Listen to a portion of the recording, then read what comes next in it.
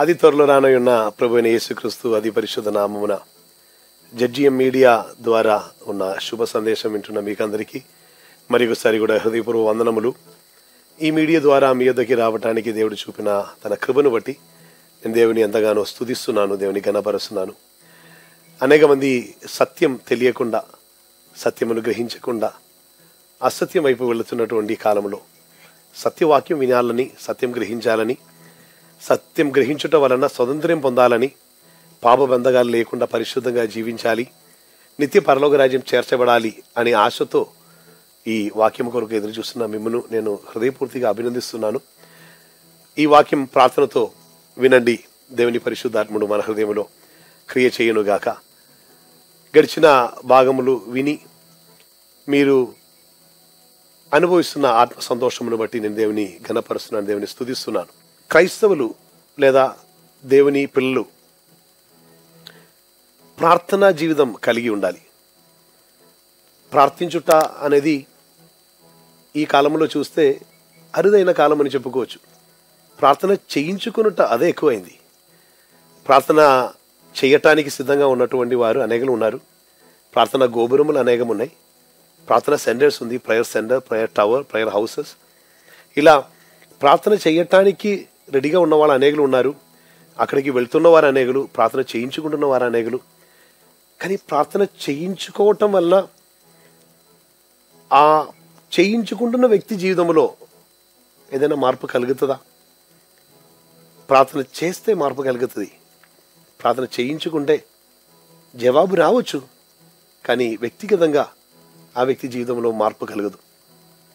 నా పక్షమున ఇంకొకరు దేవుని సన్నిధిలో ప్రార్థన చేయటం మంచిదే. ఒకరికొరకు ఒకరు ప్రార్థన చేయవలను అని దేవుని వాక్యంలో ఉన్నది. కానీ ప్రార్థన చెయ్యుడి అని బైబిల్లో ఉంది. వ్యక్తిగతంగా ఎడదగగా ప్రార్థన చేయుడి. ఆ ప్రార్థన చేస్తున్నటువంటి జీవితమే దేవునికి ఇష్టమైనటువంటి జీవితం. అనగా ప్రేమిస్తున్న వారితో మాట్లాడకుండా ఉండరు. దేవుని మీద ప్రేమ ఉన్నవారు దేవునితో మాట్లాడుతూనే ఉంటారు. అలా మాట్లాడుట అదే సరి అయినటువంటి ఒక క్రైస్తవ జీవితం. యెషయా ప్రవచన గ్రంథం 56వ అధ్యాయం చూస్తే 56, 7, 8 వాక్యములలో నా ప్రార్థనా మందిరములో నేను వారిని ఆనందింప చేసేదను అని రాసి ఉంది. వారు అర్పించు బెల్లు నాకు అంగీకారం అవును అని రాసి ఉన్నది. సో ప్రార్థనా మందిరములో నేను ఆనందింప చేసేదను, నా మందిరం సమస్తమైన అన్ని జనులకు ప్రార్థనా మందిరం అనబడును అని రాసి ఉంది. ప్రభువైన యేసుక్రీస్తు వారు ఆలయంలోనికి వచ్చినప్పుడు అక్కడే అమ్ముతున్నవారు, కొంటున్నవారు, బిజినెస్ చేస్తున్న వారిని చూశారు. వారిని చూసినప్పుడు యేసుక్రీస్తు కొరడాలు తీసి వారిని అక్కడి నుంచి బయటకి పంపించారు అని మనం చూస్తున్నాం. సో యేసు అక్కడ చూసిన ఏమిటంటే ఆలయంలో జరగవలసింది ప్రార్థన, అమ్మటము కొనుటే కాదు. ఎవరి ఆలయం, ఎవరి మందిరం? మూల భాషలో బెయిత్ అని ఒక ప్రయోగమే. బెయిత్ అని హీబ్రూ పదముకు అర్థం ఇల్లు. ఆ ఇల్లు అని అదే బెత్ ఏల్, దేవుని ఇల్లు. బెతేల్ అని లేదా బెయిత్ ఇల్లు, దేవుని ఇల్లు అయి ఉన్నటువంటి మనుషులు, దేవుడు నివసిస్తున్న ఆలయమైన మనుషులు, దేవుని ఆలయం, దేవుని మందిరం అది. అప్పుడు ప్రార్థనా మందిరం అంటే దేవుడు నివసిస్తున్న ఆ ఆలయమే ప్రార్థనా మందిరం. అర్థం నేను, మీరు ప్రార్థనా మందిరం. ఇందును బట్టి అపోస్తలుడైన పౌలు కొరింథీయులకు రాసిన పత్రికలో మొదటి పత్రిక రాసినప్పుడు చెప్తున్నారు, మీరే దేవుని మందిరం అనియు దేవుని ఆత్మ మీలో నివసిస్తున్నారనియు మీరు ఎరుగరా. పరిశుద్ధ బైబిల్ మనం చూస్తే దేవుని మందిరం అని చెప్పి దేవుని ఆలయం మీరు ఎరుగరా అని అడుగుతున్నారు పౌలు. సో దేవుని ఆత్మ నివసిస్తున్న మందిరం మనము గనక ఆ మందిరములో ఎలా ఉండాలి? దేవుని ఆత్మ నివసిస్తున్నారు. దేవుని ఆత్మ నివసిస్తుంటే ఆ ఆత్మతో మనం సమయం గడపవలసి ఉన్నది. ఒకసారి ఈ వాక్య భాగం వింటున్నప్పుడు దయచేసి ప్రార్థనతో ఈ వాక్య భాగం వినండి. మీరు ప్రార్థనతో ఈ వాక్య భాగం విన్న ఎడల, హృదయంలో ప్రార్థనయు నోట్లు స్తుతులు ఉండిన ఎడల, వెంటనే పరిశుద్ధాత్ముడు ఒక ప్రత్యేకమైన మార్పు ఈరోజు మీ జీవితంలోనికి తీసుకుని వస్తారు. నన్ను వ్యక్తిగత జీవితంలో 2006వ సంవత్సరం 8 నెలల మొత్తం ప్రార్థన చేయటానికి దేవుడు నన్ను తంజావూరు ప్రాంతంలోనికి తీసుకుని వెళ్ళారు. ఆ కాలంలో ప్రార్థన తప్ప వేరే ఏ వర్క్ లేకుండా, చిన్న గ్రామంలో ఉన్న 2-3 మీటింగ్ అంతే తప్ప వేరే ఏమీ లేకుండా పరిశుద్ధాత్మను ప్రార్థనలో కూర్చోబెట్టారు. ఆ అనుభవం నాకు తెలుసు. దేవునితో గడిపిన ఆ దినములను బట్టి, ఆ రోజులను బట్టి, ఆ రోజు అనుభవించిన ఆ పరిశుద్ధాత్మలో ఉన్న సంతోషం, ఆ ఐక్యతను బట్టి ఆ రోజు నుండి ఈ రోజు వరకు ఆ కలిగిన అనుబంధం, అదే పరిశుద్ధాత్ముడు ఇప్పుడు కూడా నడిపిస్తున్నారు. అప్పుడు రోజు అనేక గంటలు ప్రార్థనలో దేవునితో గడపటానికి ఎలా సాధ్యం అవుతుంది అని అడుగుతున్నటువంటి వారు ఉండవచ్చు. ఒకవేళ మీకు పరిచయం ఉన్న ఎవరైనా ప్రేమికులుగా లేదా నవదంపతులుగా ఉన్నారని అనుకోండి. ఇప్పుడు వివాహమైనటువంటి వారు మాట్లాడుతూనే ఉంటారు. ఏం మాట్లాడుతున్నారు అని వారిని అడగకూడదు. కారణం అది మాట్లాడుతున్న వారికి మాత్రమే తెలుసు. ప్రేమలో ఆ సంభాషణ ఉండదు. ప్రేమిస్తున్నప్పుడు అది అలా కంటిన్యూ అవుతానే ఉండదు. ప్రేమ లేకపోతే అసలు మాటలు ఉండదు. అనేక కుటుంబంలో ప్రారంభంలో అయితే ఎక్కువ మాట్లాడుతుంటారు. సహజంగా చూస్తే స్త్రీ మాట్లాడుతున్న దానికన్నా పురుషుడు ఎక్కువ మాట్లాడతారు. కానీ కొంచెం కాలం తర్వాత ఆ వివాహ జీవితంలో ప్రేమ చల్లారిపోయినప్పుడు మాటలు తగ్గుతూ ఉండదు. మాట్లాడుతున్న వారితో మాట్లాడవద్దు, చెప్పవద్దు అని చెప్తున్న విషయమే ఉండదు. కానీ ప్రేమ ప్రారంభిస్తున్నటువంటి దినముల్లో చూస్తే ఎందుకు చెప్పట్లేదు, ఎందుకు మాట్లాడట్లేదు అని అడుగుతుంటారు. ఎనీహౌ, ఈరోజు వాక్యం వింటున్నటువంటి సమయం దేవునితో మాట్లాడుతున్న ఆ ప్రార్థన అనే విషయం గురించి మనం ఒక్క వ్యక్తిని మనం తీసుకొని కొన్ని విషయములు మనం నేర్చుకుంటాం. నేను ఈ వ్యక్తిని ఎప్పుడు పరిశుద్ధ బైబిల్లో నేను టచ్ చేసాను. ఆ మెసేజ్ ముగించడానికి ఎప్పుడు కుదరలేదు. 18 ఆదివారం కంటిన్యూస్గా ట్రై చేసినను ముగించడానికి సాధ్యం కాని ఒక క్యారెక్టరే. కారణం, మరణం లేకుండా బైబిల్ చూపిస్తున్న దేవుని సన్నిధిలోనికి ఎత్తబడినటువంటి ఏలియా అనే ఒక వ్యక్తిని గురించి ఉన్నటువంటి విషయమే. యాకోబు లేఖన గ్రంథం 5వ అధ్యాయం 17వ వచనం. ఏలియా మనవంటి స్వభావం గల మనుషుడే వర్షింపకుండునట్లు అతడు ఆసక్తితో ప్రార్థన చేయగా 3.5 సంవత్సరము వరకు భూమి మీద వర్షింపలేదు. ఏలియా మనవంటి స్వభావం కలిగిన మనుషుడే. అంటే మనవంటి స్వభావం కలిగిన ఒక మనుషుడు. బట్ మనకి లేని ఒక స్వభావం ఆయనకుందండి, ప్రార్థన. ఇంత కరెక్ట్గా చెప్తున్నారు అని మీకు ఒకవేళ ఆలోచన కలగవచ్చు. నిజమే కదా. ప్రార్థన చేయించుకోవటం ఎప్పుడైతే ప్రజలు ప్రారంభించారో అప్పుడు ప్రార్థన తగ్గి వస్తుంది. ఎందుకనగా ఎవరో నా కొరకు ప్రార్థన చేయడానికి ఉన్నది, నేను ప్రార్థన చేయకపోయినను పర్వాలేదు అని అనుకుంటున్న కాలంలోనికి వచ్చింది. ఇందులో కూడా భార్య ప్రార్థన చేస్తుంటే భర్తకి ఒక నమ్మకం, ఆమె ప్రార్థన చేస్తుంది. కానీ అట్లా కాదండి, వ్యక్తిగతంగా అందరూ ప్రార్థన చేయవారమై ఉండాలి. ఈ లేఖనం యాకోబు రాసిన లేఖనం 5వ అధ్యాయం 17వ వచనం. యేసుక్రీస్తు శిష్యుల్లో ఒకరైన యాకోబు, యోహాను సహోదరుడైన యాకోబు. ఈ యాకోబు గురించి మనం చూసినప్పుడు ఒక ప్రత్యేకత మనకు కనిపిస్తున్నది ఏమిటంటే, ఈ యాకోబుని గురించి పౌలు మెన్షన్ చేస్తున్నటువంటి సమయం ఆయన గురించి ఇలా రాయబడి ఉన్నది: యేసుక్రీస్తు సహోదరుడైన యాకోబు. ఈ యాకోబు లేఖనం రాసినటువంటి ఈ యాకోబు ప్రార్థనాపరుడై ఉండను. యేసయ్య ప్రేమించిన లేదా యేసయ్యతో పాటు ఉండినటువంటి అనేక మంది శిష్యులు ఉండినను, 72 మంది శిష్యులను లేదా 70 మంది శిష్యులను, 2 ట్రాన్స్లేషన్లో వ్యత్యాసం ఉన్నది. శిష్యులను యేసయ్య పంపించినను 12 మందిని తనతో ఉండుటకును, దేవుని రాజ్యం ప్రసంగించుటకును, ప్రకటించుటకును, అద్భుతములు చేయుటకును, రోగుల స్వస్థపరచుటకును, దెయ్యములను వెళ్ళగొట్టుటకును ఏర్పరచుకొనును. ఆ 12 మందిలో 3 మరలా సెపరేట్ చేశారు. రువాంధ్ర కొండ పైకి వెళ్తున్నప్పుడు హెర్మోన్ పర్వతం అని, సవలశ్రమలో 9 నెలల మొత్తం మంచుతో కప్పబడి ఉన్న ఆ పర్వతం, ఓన్లీ 3 నెలలు మాత్రమే దాని పైన వెళ్ళటం సాధ్యం. ఆ పర్వతం మీదకి యేసయ్య వెళ్ళినటువంటి సమయం ప్రభు ఈ 3 తీసుకుని వెళ్ళారు. ఒక చిన్నది చనిపోయి ఆ ఇంటిలో ఆమెను లేపటానికి వెళ్ళినప్పుడు కూడా ప్రభు ఈ 3 తీసుకుని వెళ్ళారు. ఈ 3 అనగా యాకోబు, యోహాన్, పేతురు. వీరికి 3 ఉన్న ప్రత్యేకత ఏం తెలుసా? పేతురు ధైర్యం ఉన్నవాడే, మంచి ధైర్యం ఉన్నటువంటి వాడు. యోహాన్ యేసు రొమ్మున ఆనుకుని ఉన్నటువంటి ప్రేమ కలిగినటువంటి వ్యక్తి. అప్పుడు యాకోబ్ యాకోబు ప్రార్థనాపరుడే. ఈ ముగ్గురు రాసిన లేఖనములు మనం చదివి చూస్తే మనకు వెంటనే అర్థమవుతుంది. యోహాను ప్రేమ గురించి రాస్తారు. యోహాను ఎల్లప్పుడూ చూపించవలసినది లేఖనముల్లో ప్రేమయే. యోహాను సువార్త రాశారు, లేఖనం రాశారు, ప్రకటన రాశారు. ప్రేమ ఉంటే మరుగైనటువంటి అనేక రహస్యములు దేవుడు తెలియజేస్తారు. ప్రేమ ఎలా ప్రారంభమవుతుంది? ప్రేమ ప్రార్థన ద్వారా, లేదా ప్రార్థన ఉంటే ప్రేమ ఉండదు, ప్రేమ ఉంటే ప్రార్థన ఉండదు. ఇది ఇంటర్ రిలేటెడే. ప్రార్థనయు ప్రేమయు కలిసి ఉందని అనుకోండి. బైబిల్లో ఒక వాక్యం రాసి ఉంది, ప్రేమ భయమును వెళ్ళగొట్టును. అంతేకాదు, ప్రేమలో భయం లేదు, ప్రేమలో భయం లేదు, భయమును వెళ్ళగొట్టును. అప్పుడేముండదు? ధైర్యం. అదే పేతురు. యోహాను ఉంటే, యాకోబు ఉంటే పేతురు ఉంటారు. అర్థం, ప్రార్థన ఉంటే, ప్రేమ ఉంటే ధైర్యం కూడా ఉంటుంది. ఇలా ఆ ముగ్గురు ఉన్నటువంటి ఆ కోర్ను ప్రభు ఎల్లప్పుడూ తనతో పాటు ప్రత్యేకంగా ఏర్పరచుకున్నారు. ఈ ముగ్గురిని ఈవెన్ గెత్సెమనే తోటకి వెళ్ళినప్పుడు కూడా ఈ ముగ్గురిని కొంచెం సెపరేట్ తీసుకుని వెళ్ళారు.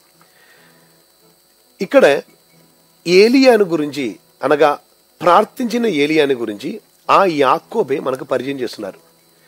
యాకోబు లేఖనం 5వ అధ్యాయం 17వ వాక్యములో, వచనములో మనకు పరిచయం అవుతున్నటువంటి ఈ ఏలియా రంగ ప్రవేశం కూడా చూస్తే మొదటి రాజుల గ్రంథం 17 అధ్యాయమే. ఒక ప్రత్యేకమైన కనెక్షనే. మొదటి రాజుల గ్రంథం 17 అధ్యాయంలో ఈ ఏలియా ఎంటర్ అవుతున్నటువంటిది మనం చూడవచ్చు. ఏలియా అని సబ్జెక్టు వెంటనే చెప్పి ముగించడం సాధ్యం కాకపోయినను, ఇది ఎన్ని భాగాలుగా మీ యొద్దకి వస్తుందో తెలియదు, అయినను సాధ్యమాయే స్పీడ్లో ఇది ముగించాలి అని నేను ఆశిస్తున్నాను. అనేకమైన విషయములు నేర్చుకుంటూ దేవుడు మనకు కృప చూపును గాక. నేనేదో మీకు నేర్పించటం కాదు, మనం దేవుని యొద్ద నుండి నేర్చుకుంటున్నాం. మనకు నేర్పిస్తున్న వాక్యం పరిశుద్ధాత్ముడు మనకి టీచర్గా ఉండి మనకు బోధిస్తున్నారు కనుక ఈ వాక్య భాగం చాలా శ్రద్ధగా మనం చూస్తాం. ఏలియా మన వంటి స్వభావం కలిగిన మనుషుడే. అంటే మనలాగా ఒక సాధారణ మనుషునిగా ఏలియాను దేవుడు పరిచయం చేస్తున్నారు. ఏలియాను గురించి స్టడీ చేస్తున్నప్పుడు ప్రవక్త అయిన ఏలియా, దైవ పురుషుడైన, దైవజనుడైన ఏలియా, ఇలా మనం ఆయన గురించి తెలుసుకుంటున్నాం. ఏలియా, యాకోబు చెబుతున్నారు మన వంటి స్వభావం గల ఒక మనుషుడు. సో మనకున్న అనేకమైన గుణ విశేషాలు, లేదా మనలో ఉన్న నెగటివ్ పాజిటివ్లు అనేకం ఉండినటువంటి యొక్క వ్యక్తియే ఏలియా కూడా. బట్ ఆ ఏలియాని ఎలా పరిచయం చేస్తున్నారంటే, ఏలియా ప్రార్థించిన మనిషి ఉండను. ఇక్కడనే ఏలియాకి మనకు కొంచెం వ్యత్యాసం. ఆసక్తితో ప్రార్థన చేశారు.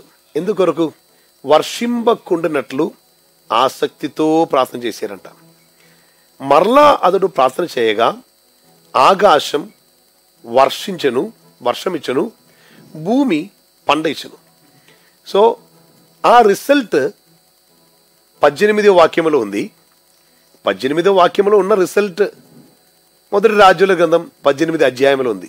ఇలా ప్రత్యేకమైన ఒక కనెక్షన్ ఈ 17వ వాక్యం 17 అధ్యాయంలోను, 18వ వాక్యం 18 అధ్యాయంలోను రిలేటెడ్గా పరిశుద్ధాత్ముడు అలా క్రమం చేసి పెట్టి ఉన్నది. ఇప్పుడు మనం ఒక విషయం చూడవలసి ఉన్నది. ఈ ఏలియా అనే వ్యక్తిని ప్రార్థన అనే విషయంతో ఎందుకు ఇలా కనెక్ట్ చేశారు? ప్రార్థించే వారు అనేకులు ఉన్నారు. మోసే ప్రార్థన చేశారు, దానియేలు ప్రార్థన చేశారు. ప్రార్థించిన వారు అనేకులు ఉండేటప్పుడు ఎందుకు ఏలియా అని ఒక వ్యక్తిని స్పెసిఫిక్గా తీసుకుని వచ్చారు? కారణం, ఏలియాకున్న ప్రత్యేకత వేరే ఎవరు చేయలేని కార్యం ఏలియా చేశారు అని మాత్రం కాకుండా, మరణమే చూడకుండా దేవుడు ఎత్తుకున్న ఒక వ్యక్తి ఏలియా. అన్ని ప్రార్థనకి జవాబు ఉండదా? లేదా ప్రార్థనకి జవాబు దొరకకుండా పోవడానికి కారణం ఏంటి? కొందరు ఇలా చెప్తుంటారు, నేను ప్రార్థించినటువంటి విషయంలో అనేక కాలం నుండి అడుగుతున్నానండి, ఇంకా జవాబు రాలేదు అని చెప్తున్న వారు ఉంటారు.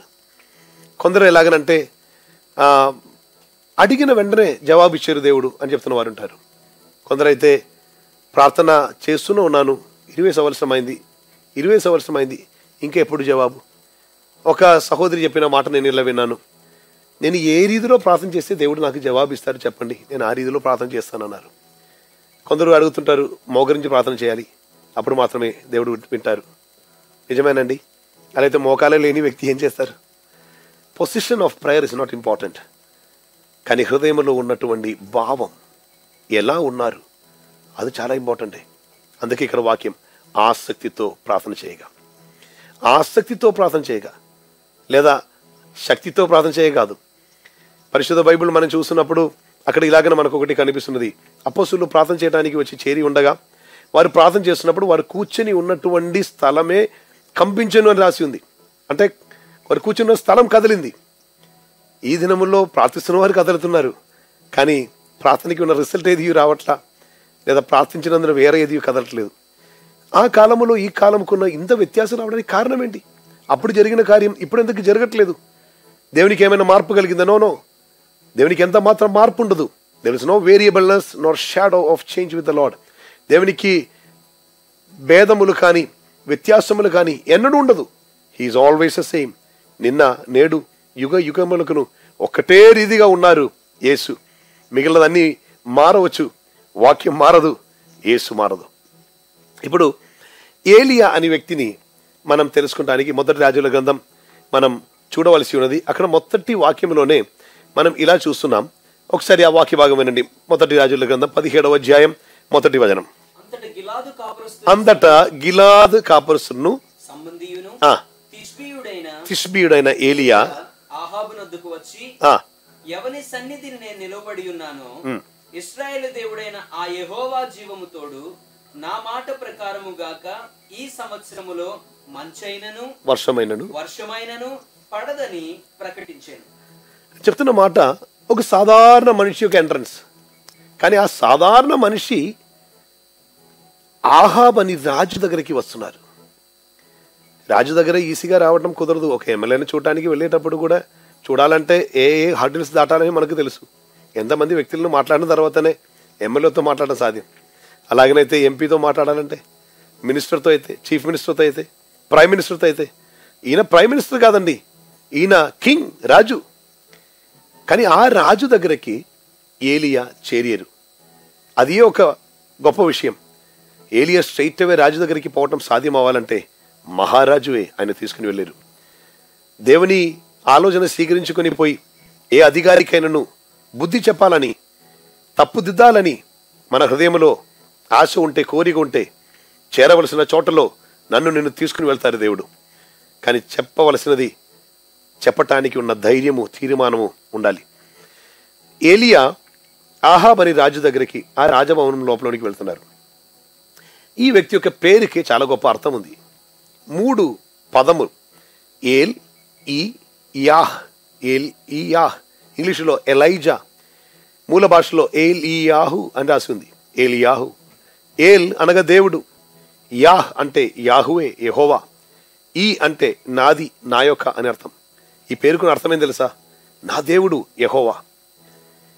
ఇది ఏ కాలములో ఈయన వస్తున్నారంటే, యెహోవా నామమున ప్రార్థిస్తున్న వారు కానీ, యెహోవా నామమున ప్రకటిస్తున్న వారు కానీ ఎవరు ఉండకూడదని యెహోవా ప్రవక్తలను మొత్తం ఆహాబు అనే రాజు భార్య అయిన ఇజబెల్ చంపుతున్నటువంటి ఒక కాలం.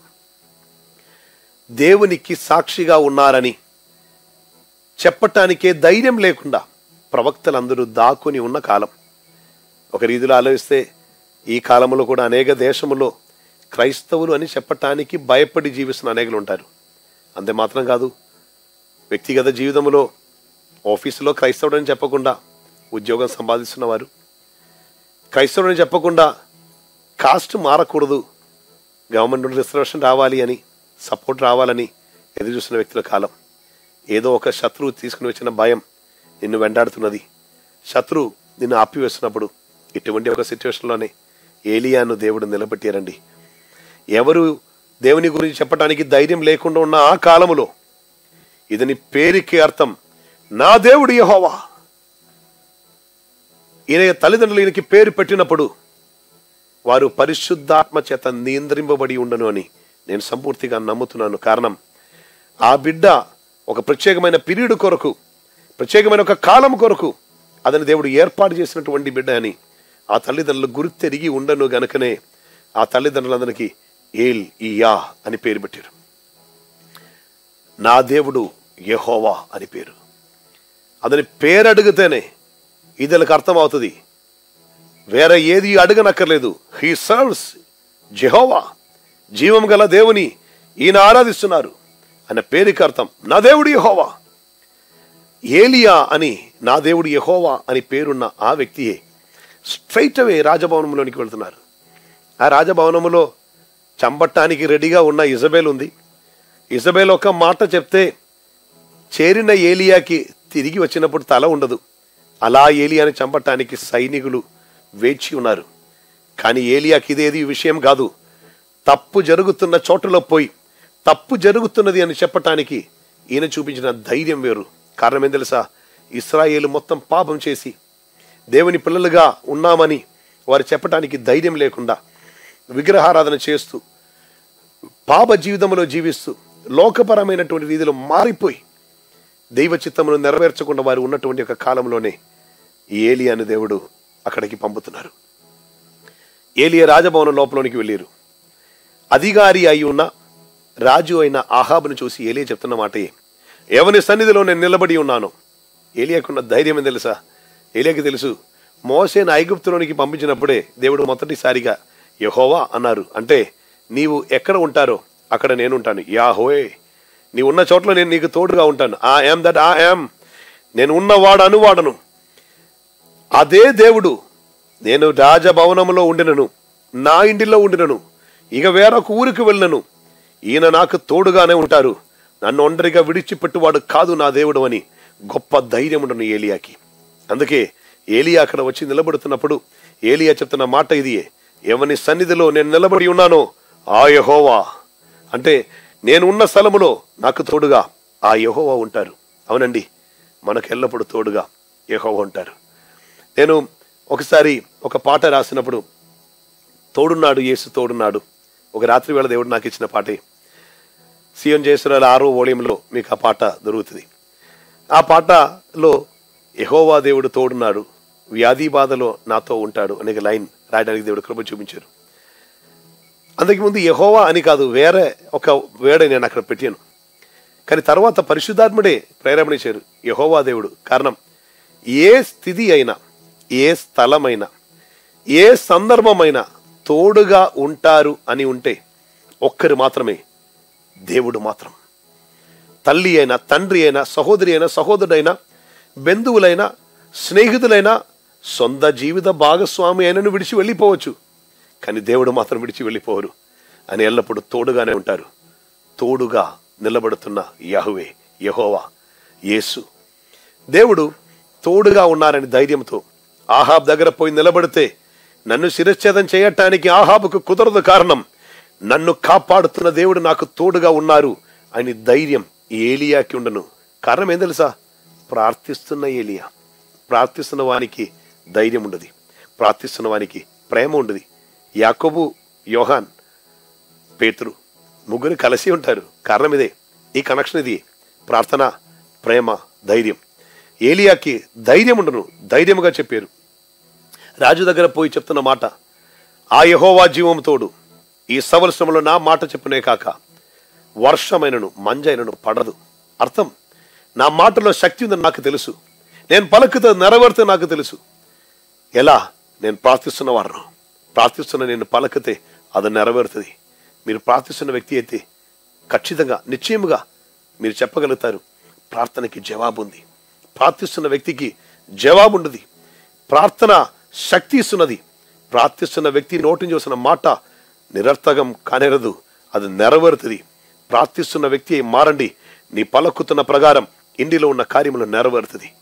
ఎవరైనా నీకు వ్యతిరేకంగా పలికిరా, ప్రార్థించండి. నీ డాక్టర్స్ నీ పరిశీలన చేసి రోగం ఉందని, వ్యాధి ఉందని చెప్పారా, ప్రార్థన చెయ్యి. అదే డాక్టర్ నోటి నుంచి దేవుడు పలికిస్తారు, ఇప్పుడు అది కనిపించట్లేదని. ఎన్నెన్నో సాక్ష్యాలు మేము వింటున్నాం. ఎన్నెన్నో వ్యక్తులు వచ్చి సాక్ష్యం చెప్తున్నారు. వచ్చినప్పుడు ఇలాగనే ఉండను, నేను ప్రార్థించుట కన్నా ప్రార్థన చేయించుకోవడానికి వస్తున్న వ్యక్తులకు ప్రార్థన పరులుగా ఉండమని చెప్పి నేను నేర్పిస్తుంటాను. కానీ దేవుడు నాకు ఇచ్చిన పరిచయం ఇది, house of prayer evangelism, hope for all nations. అంటే ప్రతి ఒక్కరు ప్రార్థనా పరులై మారాలని, ప్రతి ఇంటిని ప్రార్థన ఇల్లుగా మార్చాలని. హౌస్ ఆఫ్ ప్రేయర్ అనగా ఆ ఇల్లు, ఆ మందిరం మీరే. ఏలియా అక్కడ నిలబడి చెప్పిన తర్వాత ఆ ఏలియాను పరిశుద్ధ వాక్యములో ఇలా రాయబడి ఉన్నది, then the word of the Lord came unto Elijah. Then the word of the Lord came unto Elijah. అంతటా యెహోవా వాక్కు ఏలియాకి ప్రత్యక్షమై. యెహోవా వాక్కు ప్రత్యక్షమై. యోహాను సువార్త 1వ అధ్యాయం 1వ వచనం మనం చదివితే, ఆది యందు వాక్యము ఉండను, ఆ వాక్యము దేవుని యొద్ద ఉండను, ఆ వాక్యము దేవుడై ఉండను, ఆ వాక్యమే శరీరధారి అయి కృప సత్య సంపూర్ణుడై మన మధ్యలో నివసించును. శరీరధారి అయి వచ్చిన వాక్యమే యేసు. ఆ వాక్యం దేవుని యొద్ద ఉన్న వాక్యం, ఆ వాక్యమే దేవుడు. వాక్యము అని చెప్తున్నప్పుడు ఇంగ్లీష్లో వర్డ్ అని రాసి ఉంది, లోగోస్. వర్డ్, ఆ వర్డ్ అంటే శబ్దం ఉంది, మాట ఉంది. ఆయన తన మాట చేతనే సమస్తము సృష్టించును. He created everything by his word. ఆయన మాట ద్వారా, ఆయన వాక్ ద్వారా, వాక్యం ద్వారా. సో సృష్టిలో ఉపయోగింపబడిన వాక్యమైన దేవుడు, వాక్యమైన యేసు. అంతటా యెహోవా వాక్కు ఏలియా యొద్దకి వచ్చి, లేదా ఏలియాకి ప్రత్యక్షమై, అంటే ఎవరు? యేసు వచ్చారు. ఆలోచించండి, ధైర్యముగా నిలబడితే, ప్రార్థన చేస్తున్న వ్యక్తి అయితే, నీవున్నటువంటి స్థలములో ఆహాబని వాడు చంపటానికి సిద్ధంగా ఉంటే, నా ఊహలో, నా ఆలోచనలు నేను చెప్పాలంటే ఇలా చెప్తాను. చెప్పగానే నాకు బుద్ధి చెప్పటానికి ఇతడు ఎవడు అని రీతిలో ఖడ్గం దూయటానికి రెడీగా ఉండవచ్చు ఆహాబ్, కానీ తీయటానికి కుదరలేదు. కారణం ఏం తెలుసా? అంతటా యెహోవా వాక్కు, అనగా అంతటా యేసు వాక్యమైన దేవుడు అక్కడికి నిలబడితే, దిగి వస్తే, ఏ రాజు ముందైనను, ఏ రాజు అయినను, మహారాజు దిగి వస్తే, ప్రపంచ చక్రవర్తి దిగి వస్తే, చలించటానికి, కదలటానికి శక్తి సరిపోదు.